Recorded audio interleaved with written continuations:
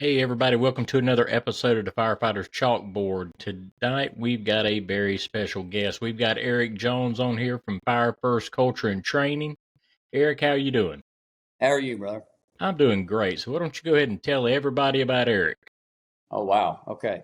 Well, first of all, thanks for having me on. I appreciate it. I look Absolutely. forward to this. But yeah, my name is Eric Jones. I am 43 years old, been in the fire service for 19 years.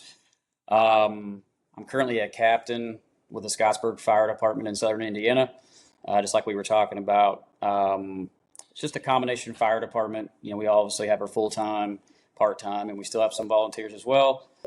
Um, I started out as a volunteer, and as with throughout the process of the growth of our fire department, as obviously I've been in career now for quite some time. So, um, my biggest task is really honestly training.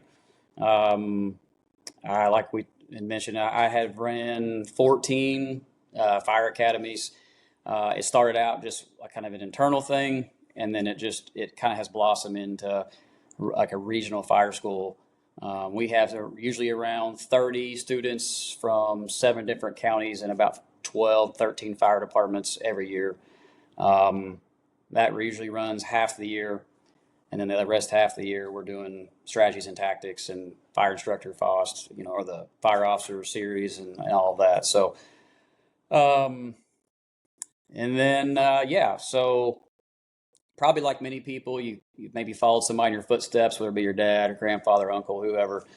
My dad started in 1980, and so even before I came on, I can remember still coming to the firehouse and just kind of checking the trucks out and loving all of that, and even some big fires got a chance to kind of tag along, just watch as a kid.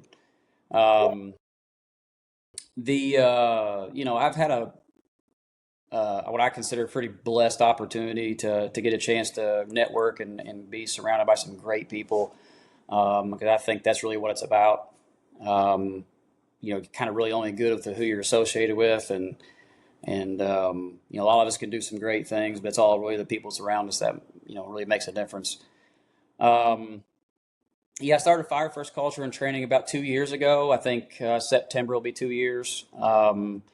It started out just really honestly a platform for me to share training topics and training techniques and just the things that I felt was important, and kind of keeping it away from like my just personal page with family and stuff. And um, it just really blew up. It really honestly started hitting some places that I really didn't think it would, and there's a lot of departments that I noticed getting out and about doing some training and talking fire service things that had not really heard of the people that I would look at as the big players in the fire service and stuff. So um, I feel like that's been the most blessing part. It was really just being able to reach the departments that don't get involved with certain things, and getting them involved and making them aware of the people really doing great things in the fire service. And um, I think I really kind of pride a lot of what fire first culture and training really is.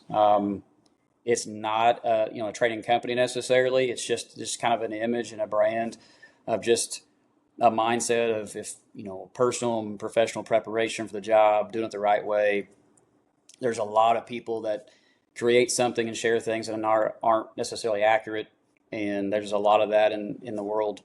Um, but I just try to do the best way of sharing that information and creating information for that. Um, with that, I've been able to create some classes on my own, prioritizing the search and tactical pre-planning, and I'm creating one now as far as just building a fire academy, since I've had a decade and a half of doing that, um, and just all the challenges and all the things that I've learned over the years, and how maybe it can help somebody else build a program within their organization, and learning from experience and mistakes along the way, and the successes. Um, but I'm getting ready to onboard a first guy. He's from Savannah, Georgia. His name's Roy Perez. He's started out up here in Indiana, around the Indianapolis area. and I met him through FDIC, and we did some live burning together for the last couple of years, and just built a good relationship. And I kind of believe he's kind of bought into what we're doing. So um, as far as locally, the Indiana Fire Academy, Public and Safety Academy, I'm just a district adjunct instructor for them. And then we're doing just state classes and certification classes throughout our district. And then recently, and I've worked with these guys for the last 2 or 3 years, and but I'm an adjunct instructor for Insight Fire Training, and so that is something that super excited to take even further in what I'm doing, and thermal imaging and all the things that we do. Those are great guys, probably one of the best cadres around, in my opinion, and just top-notch people. Again, I mean, just some other things, I guess. I think that, and we'll talk a little bit more about this, I'm sure, but just in training, it doesn't really matter, in my opinion, what the size of your organization, career, volunteer. I mean, all those things are great, but I feel like at the end of the day, it's just really what's the commitment that you've got to your people, the commitment you got to yourself to be better every single day. I think, in my opinion, is really what makes us as a firefighter. And me coming from a pretty small department, I've had 4 publications in fire engineering, received Fire Instructor of the Year to the whole state of Indiana for the Chiefs Association.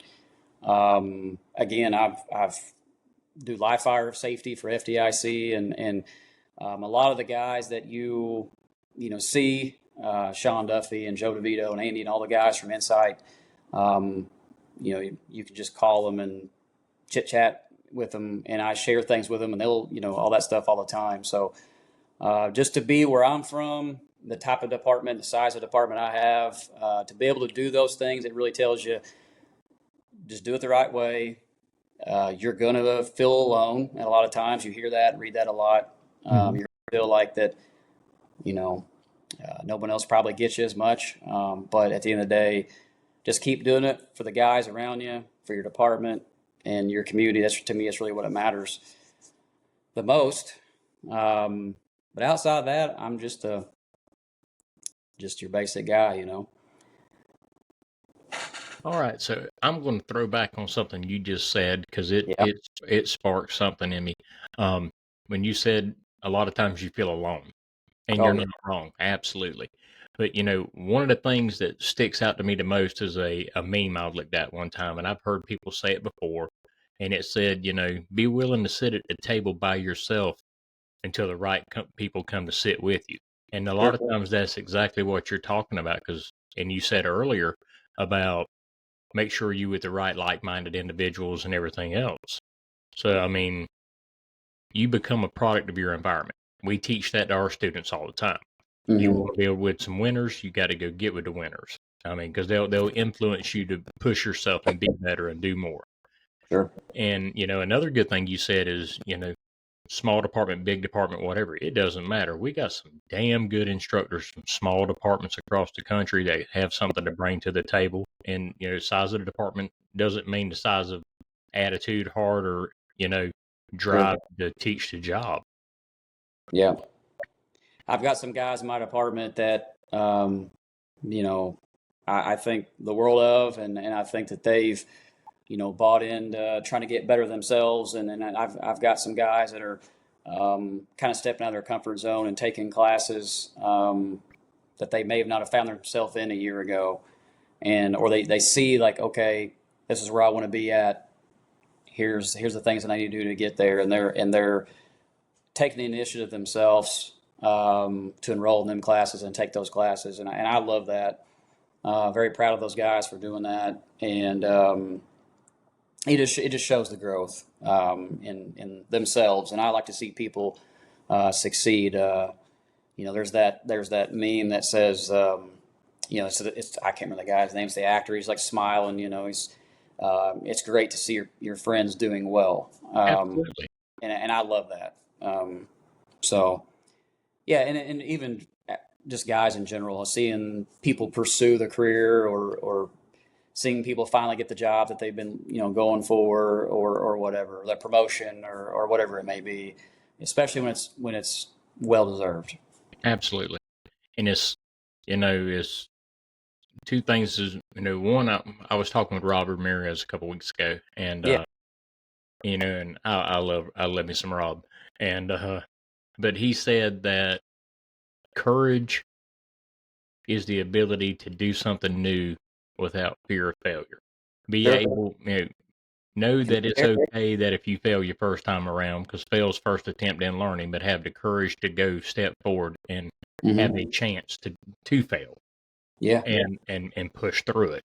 And what you're talking about a lot with your guys and everything else is the fact of somewhat mentorship, pushing them, showing them, leading them, inspiring them. I mean, and like you talking about Fire First, not so much doing a training company, but getting the message out and everything. Kind of what I'm doing with the chalkboard. I mean, because how many places have you seen that is just trying to get instructors and students and make a platform for the two to get information back and forth to each other? Right. Because all of us have the same problems across the country, all of it. So somebody's come up with a solution. So why are we beating our head against a rock? Try to get it from somebody else. Oh yeah. But so on the instructor aspect, because when we were pre-gaming, you were telling me how your academies run and everything, and they're really similar to how we run ours. Sure. Ours is just a revolving thing. We run ours every 30 weeks. So we do 15 weeks of fire, 15 weeks of EMS, and then the time we finish that, we start the next class. Yeah. But so as an instructor, what kind of student gets you excited to teach? I mean, because we're excited to teach anyway, but we, when we see that one type of student, it like lights us on fire. Yeah. So I notice it most, or I guess my first reaction to that question would be when we start to get in their skill sets, right? In the classroom, I mean, you can kind of start to see the ones that are taking it, a little bit more serious. They've got everything laid out. They're taking notes. They're, whatever. But what I like to see, and I talk about this a lot, is the ones that ask, "Can I do it again?"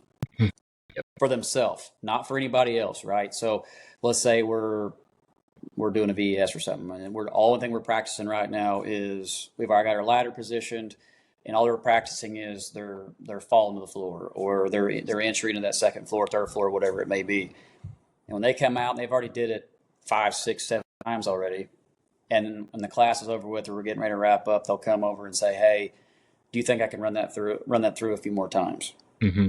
And they want to do it not because they didn't struggle with it. They actually maybe did a great job, but in their head they are saying, "I think I can do better," or "I want to, I want to mash that even more." I love that because a lot of people, and again, doing these academy classes for the last 14 years, I feel like even in that almost decade and a half, you've seen the change of today's society a little bit. I hate you talking about that, but like, where they just want to do it once, twice, 3 times. They want to kind of just go through them. They want to say, "Okay, well, I did it. It's not that big of a deal. I can do that skill 100 times," because they did it 3 times, and they think they're good. And when you have those few that come through and say, "Well, I want to do it 25 times, 20 times more than anybody else," because they want to be the best in the class, or they want to be the best in that academy or whatever. You just don't see that as often anymore. I think people so much minimum standards is the standard today, and I hate that. And so when you get that again, that 2 or 3 people in an academy class that try to push themselves past that with no one else making them do that, I think there's that little glimmer of hope of good things to come. Oh yeah, and I can relate to that because we had one of the students the other day. We were working on a door prop, and everybody was getting done. Turn around and look. He's sticking another piece of wood in. And, he's like, turns around and looks. "Do you care?" "No, man, go at it. I don't care." Yeah. Pop that one. Put another piece of wood in, and he was doing exactly what you're talking about. And yes, I'm not going to say modern day, because a lot of the younger kids that are coming through have taught me a lot of stuff differently on delivery. Mm-hmm. And I talked about that the other night when I was talking with BJ, and because they're not scared to tell you what they need to help be successful. That's one thing I'll give the younger ones. Where whenever we were coming up, we be quiet, do what you're told. Yeah. I mean, they're a little different, but that glimmer you're talking about, that glimmer starts shining, and almost I've seen it start to spread like a cancer, because it's in a funny way, monkey see, monkey do. So when you see one or two of them starting to put forth that extra work, and then they see the instructors going over there and putting in the extra work with them, oh, I want the attention too. And then they start, and it starts building that mindset. Now, you're always going to have the couple that do, like you say, the minimum. But Yeah. I think I like what you said there. I think that I've noticed that the most is just like I said, being the most the spark that I think is interesting to me, seeing the people taking the initiative, because I think sometimes the initiative is lacks a little bit in today's world. But like what you said though, I've learned so much over that time of doing these classes, because um, their students are teaching you, and I think you have to take every experience or chapter in those academies and make it better. The next year, you need to be finding what worked and finding what maybe didn't work as much and make it better for the following year. Um, and so, yeah, I agree with that. I think the students have taught me just as much as I've taught them. I think you've had to learn about yourself through them, absolutely, and understand where you struggle with and where you're, parts that you feel comfortable and confident in. But I think really what I think has helped, or not necessarily, is taught me is the way we have to deliver and the way we have to teach. yeah, Like you mentioned, sometimes it's firefighters are tactile people. They want you to tell them about it. They want to see you take it apart, and then they want to take it apart and they want to put it back together, because that's what we do. hmm Um, and so I feel like that I've noticed as the years have went on, I feel like that it's a very mixed, I call it a hybrid style class, where there is some self learning, there is some lecture, there is hands on, there is show me, and then we'll show you. There's some of us where we're going to show you, then you're going to display it. And I think that's just the world we're in. Um, because there's so many different ways of learning, so you got to find out what works for each one. mhm. And because like one of the things I do when I start a new class, day one, really don't do a whole lot of instruction. I Sure, no. actually, I pull a rolly chair up right there, get on their level straight up with them, and it's like, okay, tell me about you. I want to learn about you, because then I can learn about how I need to deliver to you. Yeah, And we get on that one on one. I mean, because drill sergeant screaming don't work now with the younger kids. You know, no. it Actually, really doesn't. You've got to have that common ground and mutual respect in between the two. mhm. And it's not soft, it's respect, is, Yeah, is is what it is. You can have discipline. You can be, you know let them know what the expectations are and not be an ass. I mean, that's the easiest way to say it. yeah. And you said the expectation. That was going to kind of lead me to my next point is that one of the things that I talk about first day, and maybe it's even the first word before I say welcome, is accountability. Yes. Because my goal throughout this is for you to understand what accountability is. If you haven't figured it out, you will before it's over. Because I think that is something that I've used this examples a lot in the fire instructor world. Is I really do believe that anybody can go get a fire instructor certification. Is anybody can sit in the seat, listen, take the test. The skills are relatively easy, um, and go about your day. I really kind of reference it like a car salesman. Anybody can go to your local Ford dealership, sign the application, get a job. There's somebody there who's going to show you how to work the numbers and show you how to fill out the finance papers and show you how to fill out all the legal paperwork and the title stuff, and then go about their day. But nobody can really teach you how to have the rapport, to have that person excited to buy that vehicle from you, and to tell their friends for them to come buy a vehicle from you, and then in 10 years from now to trade it in to look for you to buy that vehicle back from. And that's something you just have. And obviously you can get better with it with time and experience. But I think just in the instinct of what it is, I truly believe that it is something that is just either you have it or you don't. Yeah. And I think so when you come into the fire service and you start the academy will tell, not me, it's going to tell that individual, each individual student, is this for them? Are they cut out for this? Are they in this for the long haul? Are they going to be here to just show up to work? Are they going to be here to make a difference? So those are things that they have to figure out on their own. I feel like that what I need, my biggest responsibility, my biggest task is teaching them accountability. And not just accountability just in the fire service, but accountability just in life, being in class on time, homework, doing the assignments, doing the things that's asked of you, because that's, I think, really what makes or break people. Are you on time? Is your assignment on time? Is it completed the way it's supposed to be completed? Are you reading the details of the questions and what's asked of you, that skill? Because I think so many, life is fast. I mean, you could go back to 25 years ago. I don't think life was as fast as it is today. And so it's so easy to misread, overlook, assume. And I think sometimes assuming certain things is where we get ourselves in trouble.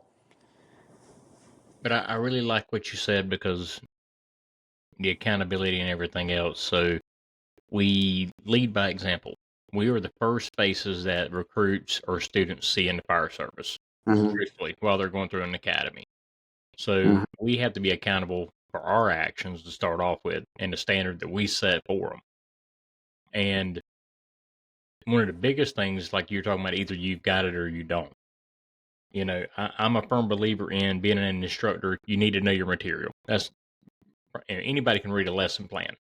Yeah. Everybody can't just get up and go, and I call it preaching the gospel. I mean, really go out and teach it without having to lock up behind a podium. But, with an instructor, you've got to really let your students know that you truly care whether they succeed or they fail. Right. And have a lot of empathy, a lot of understanding, and a lot of patience. And it's hard to find instructors that have all those together.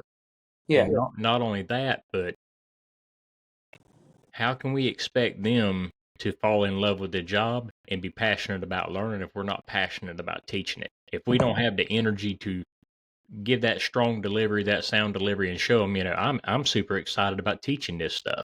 And it's hard to come by. I mean, there's a lot of instructors that are doing it, but I mean, it's like when we're mentoring people to be an instructor, we need to be spreading that to them too, not just the Charlie Brown teacher, want, Right.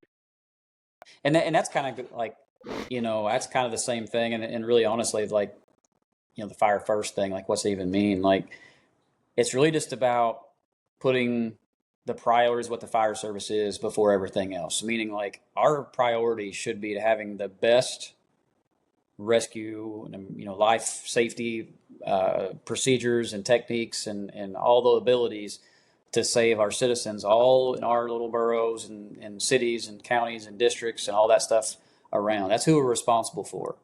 And the politics and the policies and procedures and all that stuff is extremely important.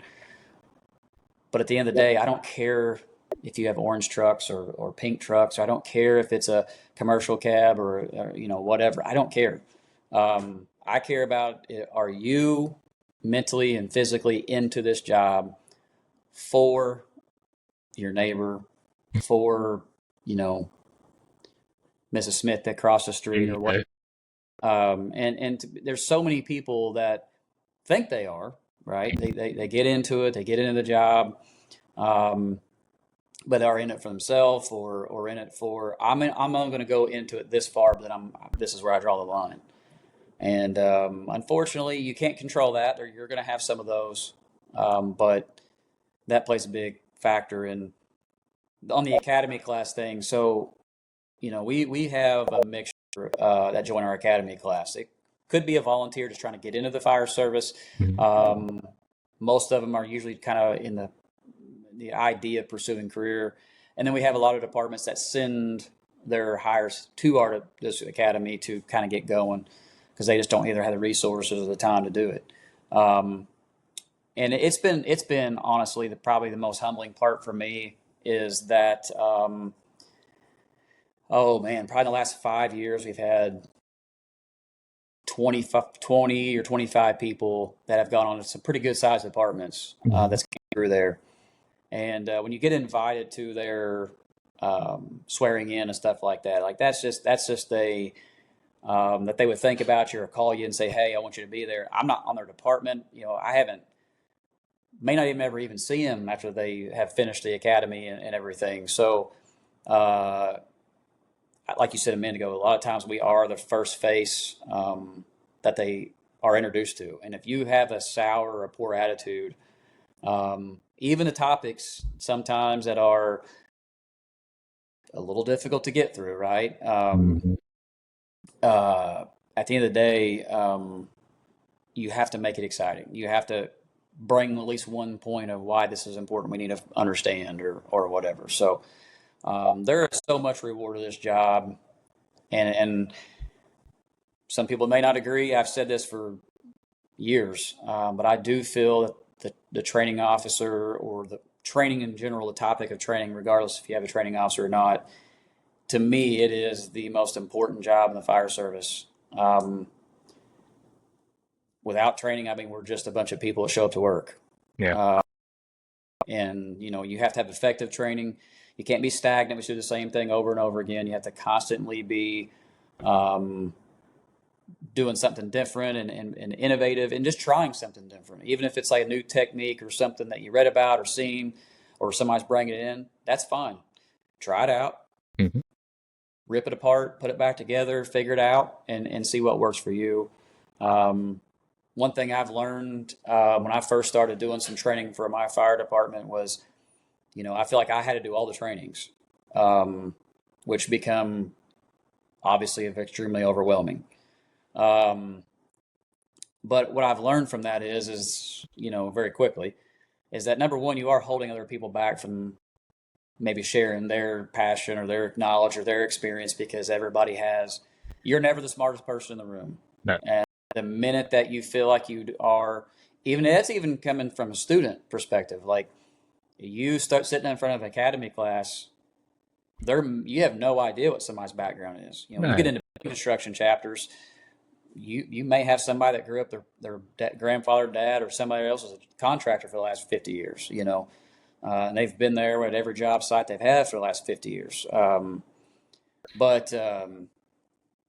I just think there's so much to what we do in training and the impact we have on firefighters. And but anyway, going back to that training thing, is just bringing people from the outside in. Yeah, that's sometimes a huge thing that I think often we, either people. I've heard some people in conversation like, "Well, I don't want somebody to come in and make me look bad," or "I don't want somebody to come in and be like, well, they don't need us anymore," or whatever. And at the end of the day, if you care about your people and you want the best for your people, you'll get the most experienced person that's going to discuss that. absolutely. That could be a guy that's been in the department for a year. Mm-hmm. He may be a master of a subject that you don't even know about. I'll be the first one to tell you, anybody around can just about teach hazmat better than I can, and they are welcome to it. Yeah, I think everybody feels the same. Now, I got a guy with me that absolutely loves it. He loves hazmat so much to where when the new curriculum come out, he was trying to find a way to deliver it to where it wasn't so dry. He sat down and drew a comic book to give to the students and stuff to break in hazmat, make it a little easier. But I mean, it's showing innovation in order to try to do something different. But you're absolutely right. Just because as instructors, we can facilitate learning too. It doesn't mean we have to teach it every time. Use your Oh yeah. resources. I mean, because it's all about the end product. And if we can find somebody that can deliver a little better of a topic than what we can, we'll Mhm. support them. How are they going to grow if you don't give them a chance? Right. One day we're not going to be here. We've got to lead other people in how to take care of business once we decide to leave. Oh yeah, and they talk about that in leadership. I mean, if you're a chief of your fire department, if you haven't provided some tools, at least some to somebody below you to take over when you're gone, then you're failing as a leader. Your job is to prepare the people that after you, and I think the instructors the same way. Um, just recently, we've started doing some additional trainings where we monthly where we bring everybody in. So obviously we kind of do obviously shift training and monthly training with some of the volunteers and all that stuff too. But we've had it where regardless if you're not on shift or not, overtime's available. You come in, we will do a entire fire department wide training. And one of the newer guys, he's been on for a few years now, and I just put him. I was like, "Hey, so July we're doing what I can't remember what even we got going on now, but it's in 2 weeks from now." But I was like, "Hey, I want you to do this," because I thought and he kind of looked at me. I was like, "You're an instructor. You can do it. Put something together. You know what we're doing. Here's what I want you to do. Touch these topics or whatever, but do it in every way you want." Okay, and I do that because obviously we're never going to let it fail, but at the same time it's putting some things in him. It's giving him some confidence to say, this guy believes in what I'm doing. He has confidence that I can do it. And it gets him in the mindset of preparation and planning and things like that. And then obviously, if there's some things we can learn on and grow afterwards, I'll work on that with him. But you got to give people the opportunity to showcase. You got their skills and their abilities. And if you're a person that's just going to they're going to wait 20 years in a career until somebody retires till they can actually stand up in front of a group of people and get that experience. You're failing them. Mm-hmm. In outside of just the fire academies and new students, I mean, you constantly have to be training your command staff and your company trainings and professional development and all of that. And you have to be willing to, as a training officer, let go a little bit. Yeah. You kind of got to be able to put it in there and say, let's see what goes. You're absolutely right. And, that's when I first got started doing training full time, that's something I struggled with because it wasn't a control thing. It was more of I want to make sure the students are successful. And I really hadn't learned to trust. It wasn't a control thing, but it was a trust the process thing. I had to learn to trust the process. And, because there are a lot of phenomenal instructors everywhere. And, I had one of my mentors say, back up a little bit. I said, okay. And he's like, well, just remember, instructors are always students too. I said, yeah. He said, so just go sit in the back of the room, give somebody else a chance to teach, sit there and listen and see what you can learn from their delivery. And, and it took a nudge to make me do it. And I'm honest enough to say it. I mean, because all of us get in a little rut every now and then, and it made a huge difference. And now I catch myself doing it a lot more. I start inviting more people to come in and teach and stuff because I want to listen to them.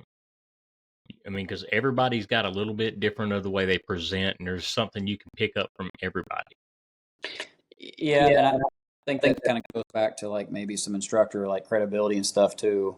We have a couple 3 and 4 story buildings and hotels and stuff like that around, but we don't have a 10-story and 25 and 30-story building in my jurisdiction. So, you're never going to see me teaching high-rise operations to that level, right? I mean, that's not.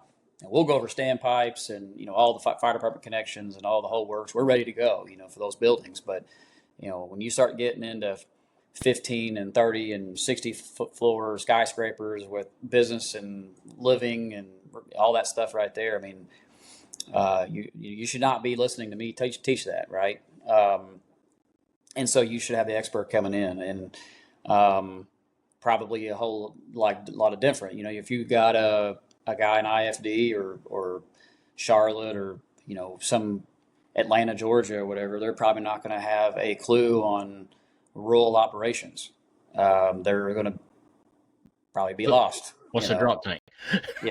Well, we don't even have a drop tank either. We've been established for well over 100 years, and we've never owned a tanker. But all the county departments around us have them. Um, but yeah, I mean, so that's just something else. When we do that part of the academy class, for example, I have one of the instructors in the county. He comes in, they bring a tanker, drop tank, they do that whole part of that stuff because, I mean, obviously I understand it, but that's the expert in it, right? So, same thing with ropes. We got tons of guys that love the rope stuff, and that's never been anything that I've ever had a huge passion for. But so I have those guys come in and they love it. They run all the guys through the ropes part of it.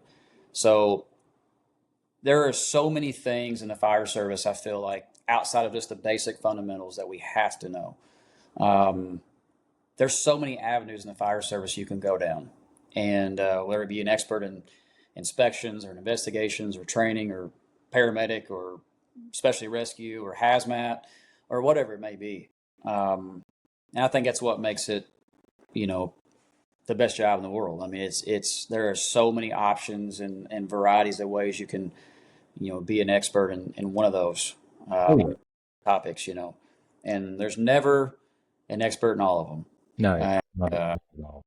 It's kind of like what was it? Somebody told me one time. Fire department's kind of like a big pot of vegetable soup. You get carrots, peas, tomatoes, everything else, and all, but it ends up making a soup. So you take one from the other. And I really like what you were talking about. Bringing the people from outside, whatever we were talking about that. Like when we're doing Fire One, Mm-hmm. I pull the brakes on this, and I won't let anybody teach salvage but me. And the reason why is I can stand in front of the students and I can teach them with the mindset of a victim, because there's very few instructors that can say my stuff's been on fire. I've lived through that. So teach them to do salvage with the mindset of a victim, so we can truly salvage the most stuff. We do a good job of putting fires out. We do a good job of overhaul. Most of the time we do a shitty job of salvage because we're too busy trying to hurry up and get to overhaul. So I put a little extra effort in whenever we're teaching overhaul, and I started off with the mindset of looking at all the students saying, okay, what's the most important tangible thing in your house? Mm-hmm. And you'd be surprised at some of the answers you'd get from people. And it's like, okay, so if you think that, when you start going into a house fire and you get the fire knocked down, start thinking like you would if it was your house on fire, and start trying to salvage some of that stuff as quickly as possible. Right. And it changes the whole outlook and mindset. And just like you were saying earlier, it's about that delivery. Yeah. And I think, your first impression lasts a lifetime. And if you come in with and we all know these people, I mean, but you come in with introducing yourself to a group of people and you want to just talk about yourself and how awesome you are and everything else. I'm going to be 100% honest with you. I've sit through many classes, taken tons of classes for the last 20 years or 19 years. And it's almost an instant turnoff for me. Mm-hmm. Obviously, I like to hear about the credibility of somebody, but at the same time, I like to learn about their experiences and the things they did well, because that kind of gives them some credibility. But at the same time, they're just the same as anybody else is, right? And I say that because being at FDIC for the last several years and being a part of some of the live fire stuff, and we have students from all over the world, New Zealand and Australia and Canada, and of course all 50 states of the country. And I'd love just to hear they're from. Mm-hmm. Where are you from? I'm from, whatever. I'm like, that's great. And obviously some of them are coming from, like small towns or something like that. So, well, what's the nearest thing next to you? So I can kind of get that reference. And it's just, what are you here for? What classes are you taking? And, some of them look at you like, you're somebody special or whatever. And buddy, I'm just here. I'm here to help. I'm here to be around people just like you. And yeah, may not be a student in this particular class, but I'll be a student on Wednesday and Thursday at the conferences. I just am lucky enough to do this part of it. Yeah. So at the end of the day, we are all a student in some form or Mhm. fashion. Um, the last just finished it up a couple weeks ago, but I just finished up Fire Officer 4, and I'm dreading it this November. I'm dreading it. oh man, it was brutal. But anyway, we got past it. But still, I mean, the guys were. I had a pretty busy year so far. I mean, this year, my wife and kids about killed me. But I just this year alone, I mean, I've seen Corley Moore twice and Jason Hovelman at 2 different conferences. Um, I've had obviously FDIC. Hmm. I've taught a Fire Officer 1, and I've taught my prioritizing the search class 3 times at 3 different departments. I got another one next Monday. I've taught 2 live fire thermal classes, plus all the trainings at work, and that's including the entire time the academy's been going on. And so then throwing in the Fire Officer 4 on top of that was a lot. But luckily, I'm on a little bit of a break, and just trying to finish up some stuff with Insight, and then on to the next thing. So we'll see. But what it shows is that it shows the passion in teaching. Mm-hmm. And a lot of times we find out that students pay attention to these guys are on Facebook, they're on social media, they're looking at the people who they want to go see, what kind of person they want to teach them. I mean, they're scoping us out too. I mean, Yeah, and I like to reference people a lot. mhm. Even in my prioritizing the search class is literally referencing. I feel like all the people that are doing it even bigger. Um, when I think of the thermal imaging world, Andy Starnes and Joe DeVito, Yep. and then all the guys at Insight. Really, I mean, I think that they're top notch in everything they do. I think when you there's a ton of people when you get to the search world. I will always, Sean Duffy will always be, kind of my guy in the search world. Um, and then there's so many other people that do some great things.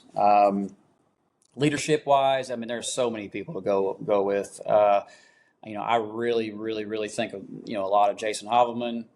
I was on with him and Jim Silvernails, the Fire Engineering Tactical Impact podcast 2 years ago, and just there's so many people that do great things, and I try to reference them as much as I can, and just give credit where credit's due, because you've taken things away from them, and they've all in a way made you better.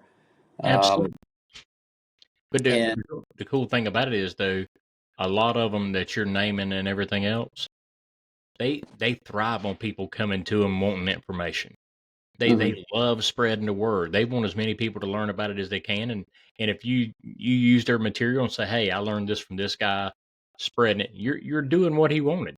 And yeah, I use in one of the classes I teach, I use that as a way to say I want to be rich.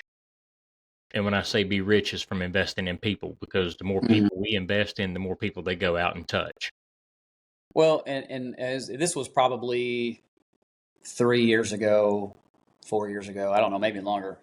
Um, I had made a post just on my personal page, and it talked about training and the responsibilities of a fire instructor, and it talked about kind of like the torch we have. So Hmm. I feel like that at some point in time you got your instructor, but you got your fire instructor most likely because you were inspired by somebody else. You were, somebody else was a mentor or an influence, or that gave you that spark to say, that's what I want to do. Or this is my calling, whatever brought you there. And so that torch was lit. And I do feel that it's your obligation to make sure that stays lit.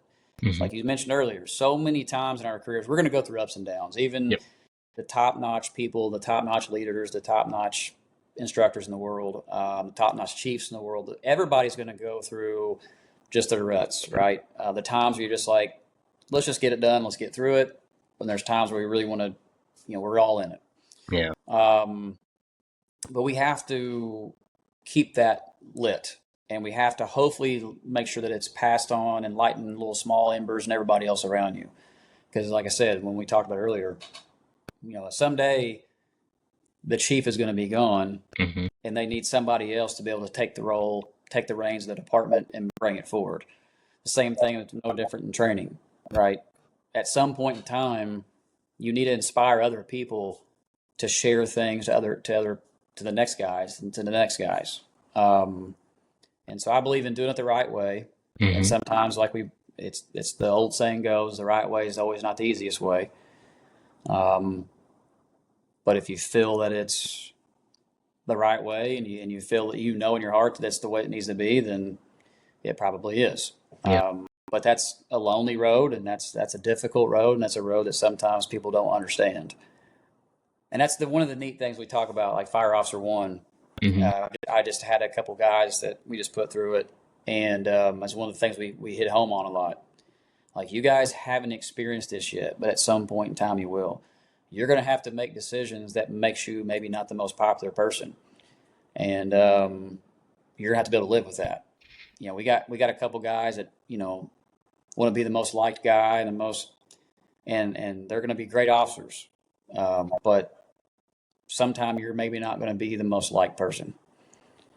But if you're doing it right and you're doing it with a form of respect, and they have any respect for you, then I do believe that it's going to all work out. Absolutely. Because that respect shows that you truly have those people's best interest in the decisions you make. Yeah. They might not see it right then, but it truly is. It's no stepping backwards on the training aspect. Sometimes we push some students harder than we do others because we see that possibility, or we see more in them than what they see in themselves, and we just have to push them and get them to break through. Sure. Or some do it really easy. Some you got to put a little pressure on. Mm-hmm. I try to. One of the things that I talk a lot about, I do some leadership things from time to time, and one of the things that I talk about is just taking advantage of every opportunity. Mm-hmm. Even an opportunity that may be small can turn into something very big. And kind of like we talked beforehand, and just right here at the beginning, it was, it doesn't matter what size department you come from, how many calls you are, and if you're a volunteer, career, whatever, it doesn't really matter. If you're in it, you're in it. Yep. And we need more people to be in it for the right reasons. But, I do feel that those that are in it doing the right thing are going to make a difference. And you have to find opportunities around you. Sometimes it'll just kind of happen, but a lot of times we have to work for it. And that is scary. And you have to be a little vulnerable. You have to be willing to put yourself out there. And like you mentioned earlier, have to put yourself out there to even fail. Mm-hmm. The most successful people in the world have failed more times than they've got it right. But that's what makes them an expert and a master at it, is they've got it wrong so many times. And,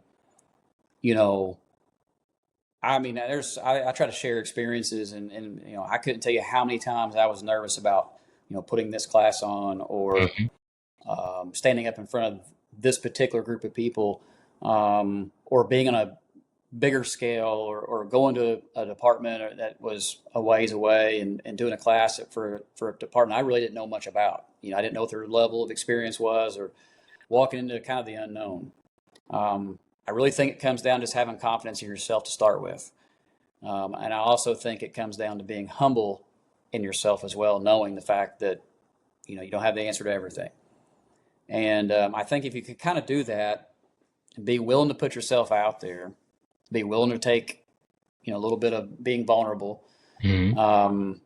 It's scary, but most times than not, it's going to work out perfect.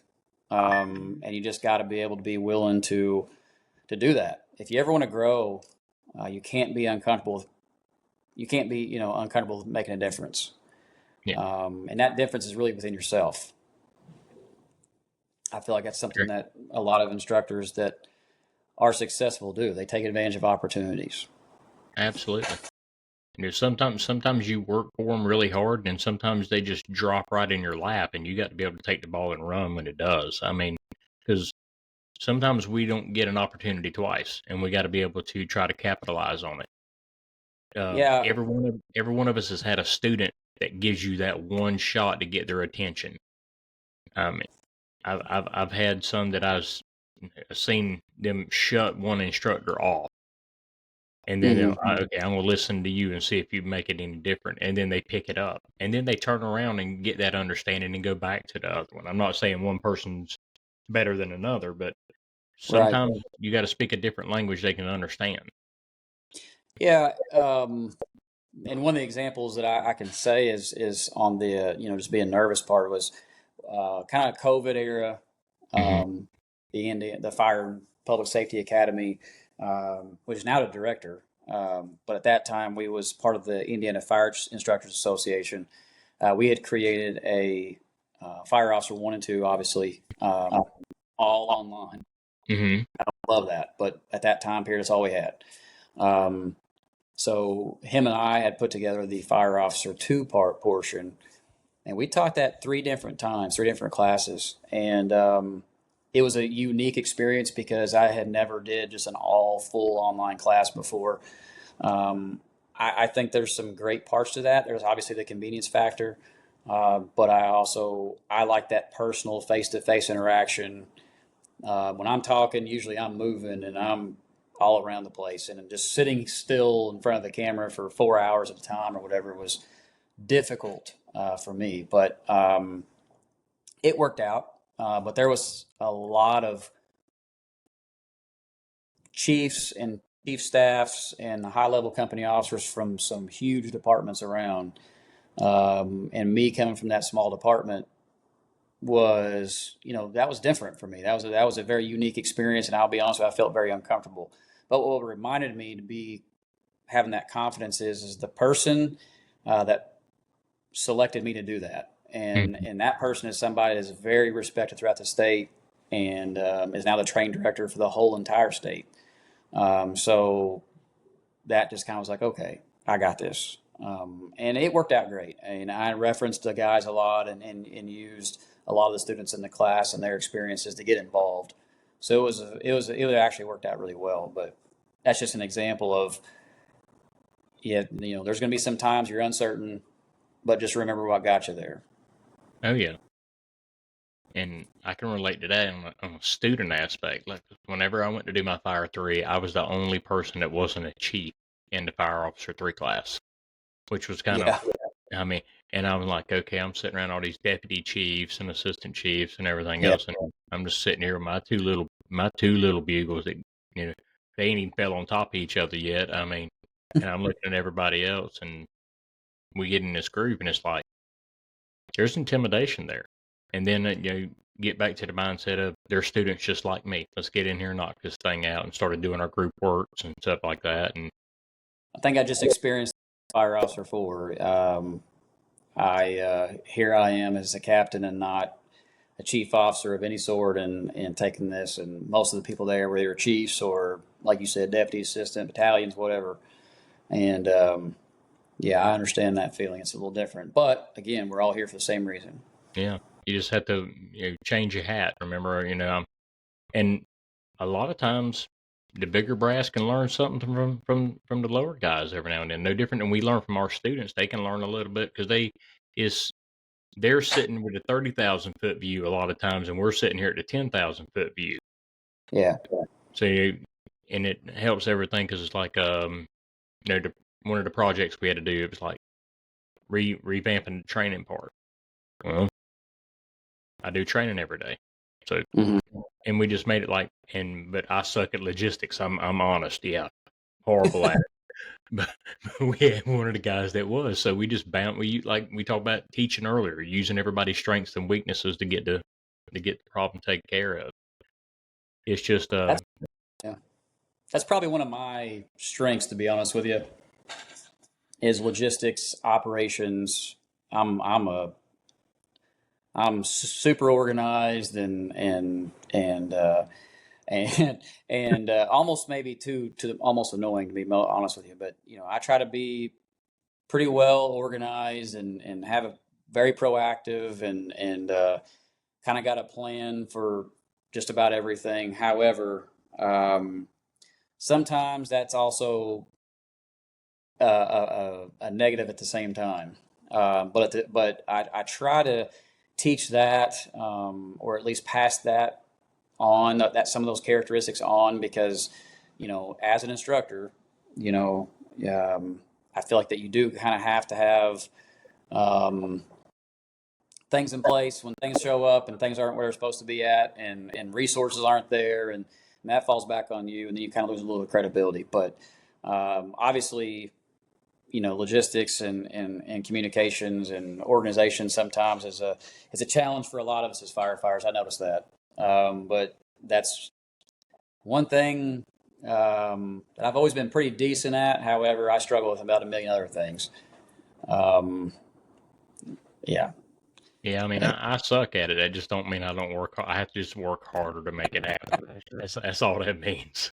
just write it down. Yep, I just have to. I use the reminders app on my phone, I think, religiously, and I even write the stupidest things down. Sometimes my wife will see it and go, what's this mean? And it's as simple as shut the door or something. I mean, I just made that up, but I mean, something as simple as possible. But I use it for everything. That kind of really helps me, um, just kind of plan the day, or You figure get something squirrel out. brain too. It's okay. It happens all the time.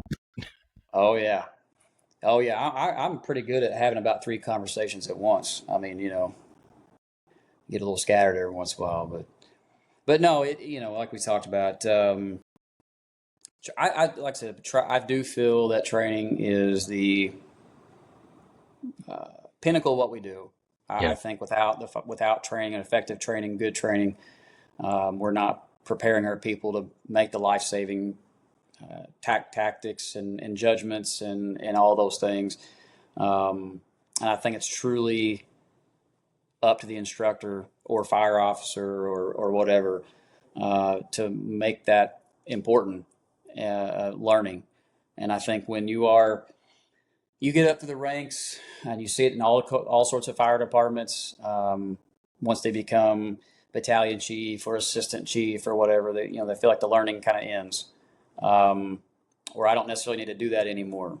Um, I feel like that's actually the worst thing can happen, because yeah, you may not be taking a truck company class anymore. But you need to be refreshing yourself on strategies and tactics. You need to be refreshing yourself on just effective decision making and leadership and so many other topics as well. But staying up to date with fire behavior and building construction and everything else, because I don't care what level you are. I mean, those are the two primary things in my opinion. But I think more than anything, you're showing as an example for somebody else. If you're a guy and your students start to be able to pull your certifications and pull your trainings and things like that, and seeing that you haven't taken a class in a decade, um, when you're sitting there talking about ventilation, or you're talking about forcible entry, or you're talking about something else, you're probably behind, yeah. because you're still teaching it from a decade ago. Hmm. Um, and and we talk about that in our academy class, like what is I've had some students ask me before I can even get to that point, but like I do think fire dynamics and building construction are some of the two most important chapters we have, and they're going to be Absolutely. the two chapters that we continue to, or two topics, I'm sorry, that we continue to talk about over and over and over again in your career. um, Not saying that there's not new techniques and procedures of throwing ladders or doing a ventilation or forcible entry or something like that, because there are. But the fire behavior, especially in modern homes and the building construction that's changing for us in the fire service, those are things that from the chief to the newest guy needs to be constantly training on and constantly working on. And that goes down into the search aspect of things, because both of those things apply to that. That goes down to the fire suppression things, because both those apply to that. Um, I just don't. I think there's an endless level of training, and I just don't think it ever ends. And no, I would agree with you 100%. because kind of we've all heard it before. Whenever it ends, is we need to stop. Yeah. Well, I like to use the Brett Favre mentality. Mhm. Brett Favre I'm not a Brett Favre fan, but, Brett, or a Packers fan, whatever. But, you know, when he was with the Packers, right? He was one of the best quarterbacks of all time, and was known as, when people talked about who's the greatest quarterback of all time, his name was always brought up. And he didn't want to leave, although the game was kind of passing him by. Then they let him go. Of course, I think he went to the Jets and the Vikings and everywhere else in between, and just kind of got bounced around, and just really honestly ended his career just as a subpar quarterback. And now people forget about him. When people start talking about the greatest quarterback of all time, obviously you got Brady and Peyton Manning and all those other guys that are there, and his name's never even thought of anymore. He overwelcomed to stay. And I think so many people in the fire service do the same thing. Whether you're the chief or the captain or whatever the case may be, you overwelcome your stay. The service has passed you up. You're not active and involved you're not a student of the craft anymore. You're not longer taking classes. You're not listening to podcasts. You're not reading. You're not following social media tidbits of things or whatever. You're past tense, if that makes any sense. And the guys today have social media at their fingertips. Mm-hmm. It's important that we, as leaders in the fire service and fire instructors and everybody else, make sure they're listening to the right things, because there's so many things that could be wrong. Mm-hmm. But I feel like that, again, go back to the whole fire thing, is that we stay and we become stagnant, and we're not helping our department. We're not helping our guys. We're not helping ourselves, but we're still in a role that people are listening to. And then our people end up kind of passing us by, and then we just kind of left, with nothing. And I guess my point is that each and every single person needs to know, when their passion is kind of fizzing and dying, and when it's their time to kind of get off the horse, if you will. Whether it be like I said earlier, know when to pass the torch. Yes, You were talking about the torch earlier, so know when it's time to hand the torch over. No one is time to move over. Again, regardless if you're the training guy or the chief, or maybe you're just that old salty captain that doesn't want to do training and just wants to sit in a recliner, or whatever the case may be, you're holding people back. You're not being the example anymore, and you're losing all credibility and respect you have. And when it's all said and done and you're gone finally, there probably be more joyous that you're gone than you was there.